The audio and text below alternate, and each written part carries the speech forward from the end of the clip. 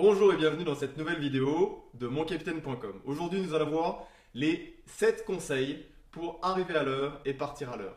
Mais avant, vous êtes libre de recevoir mon super bonus sur les 3 outils indispensables pour être bien organisé et serein dans son commandement au quotidien. Pour ça, vous cliquez sur le lien qui apparaît ici ou sur le lien dans la description de la vidéo. Alors, quels sont les 7 conseils que je vous donne pour arriver à l'heure et partir à l'heure? Alors en fait, j'ai pas de conseils pour arriver à l'heure. Ça, c'est votre problème. Arriver à l'heure, bon, à part mettre un réveil, à part anticiper, enfin, voilà. J'ai pas de conseils.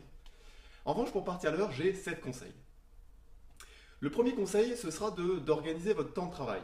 En fait, dans votre temps de travail, moi, je me suis aperçu, pour ce qui était ma façon de m'organiser, que les emails prenaient la majorité de mon temps dans la journée. En fait, je développe cette théorie dans une autre vidéo, mais concrètement, il faut lire ces emails uniquement 2 fois dans la journée. Et 2 fois pas à n'importe quel moment, une fois en fin de matinée, juste avant d'aller bouffer, puisqu'on a une deadline sur le repas, et vers 16 heures avant de partir. Pour ça, vous pouvez synchroniser, vous pouvez aller dans Outlook pour essayer de synchroniser, voir quand est-ce que se font les synchros, d'envoyer, recevoir et les programmer uniquement pour certaines horaires.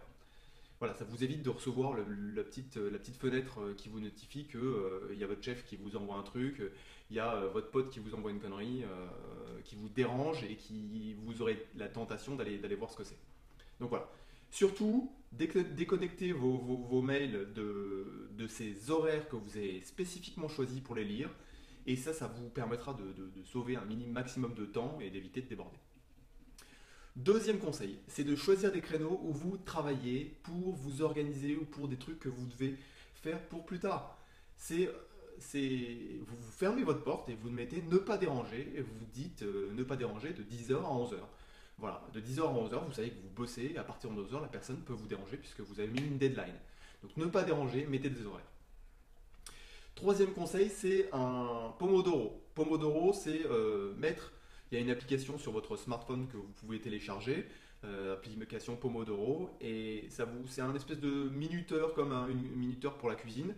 Vous mettez minuteur sur 50 minutes, vous voulez ne pas dépasser, mettre 50 minutes à faire tel truc. Dites, il ne faut pas que je passe plus de temps sur cette note. 50 minutes et c'est parti. Et en fait, vous pouvez programmer vos tâches. Vous avez votre journée qui est prévue. Vous savez que vous devez faire certaines tâches. Et ben, vous les programmez dans votre application sur votre téléphone. Vous les lancez au fur et à mesure. Et puis, ça vous permettra d'être efficace. Voilà. Le quatrième conseil, c'est de mettre en place des procédures avec vos subordonnés. En fait, quand vous arrivez dans une unité ou quand vous êtes déjà dans une unité, vos subordonnés ne savent pas forcément comment vous travaillez ou comment faire certaines choses. Et surtout, vous faites des choses qui sont à faire par vos subordonnés. Si vous êtes débordé, c'est pas que vous êtes mal organisé, c'est que vous ne déléguez pas suffisamment. Et voilà. Et il vaut mieux passer du temps à apprendre à ses subordonnés. Déjà, d'une part, ils vous en seront reconnaissants. Et ensuite, ils feront un travail que vous dites que vous êtes censé faire, mais en fait, c'est pas à vous de le faire, c'est à eux de le faire. Voilà, votre secrétariat, vos chefs de section, vos chefs de groupe, n'hésitez pas à mettre tout le monde dans la boucle pour participer au travail administratif de la compagnie. C'est pas vous qui vous tapez tout le boulot. Voilà. Cinquième conseil, c'est d'estimer qu'à la fin de chaque tâche, vous avez un train à prendre.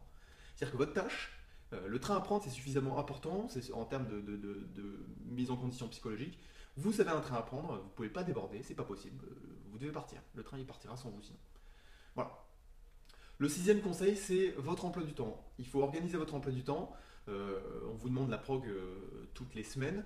Ben, vous faites la prog pour votre compagnie, votre unité, mais vous faites une prog vous-même. C'est-à-dire que vous faites votre prog sur votre emploi du temps personnel. Et dans une autre vidéo, je partage le fait que cet emploi du temps personnel, il doit faire un tiers, un tiers, un tiers. Un tiers pour vous, votre organisation de travail, vos lectures de mails, vos préparations de notes, etc. Un tiers pour vos subordonnés, où vous allez voir vos subordonnés, former vos subordonnés, contrôler vos subordonnés, etc. Et un tiers pour l'imprévu. Voilà. Organisez ça comme vous voulez, mais un tiers, un tiers, un tiers, grosso modo. Et le septième conseil, c'est de faire en sorte que votre journée se termine à 16 heures. Votre journée de travail se termine à 16 heures. Bon, vous avez le droit à 1h30 d'heures supplémentaires. Voilà, c'est tout. Mais votre journée, vous l'organisez pour qu'elle se termine à 16 heures. Comme ça, à 17h30, normalement, vous aurez terminé vraiment votre journée. Voilà. J'espère que cette vidéo vous aura servi et que quand vous mettrez en place ces quelques conseils, ça sera efficace pour vous. N'hésitez pas à partager vos impressions dans les commentaires de la vidéo. Ça sera toujours un feedback qui me sera utile. à dire que vous avez aimé cette vidéo si vous l'avez aimée. Ça permettra à Google de la référencer comme étant une vidéo efficace qui peut servir à d'autres. Voilà, vous pouvez aussi la partager.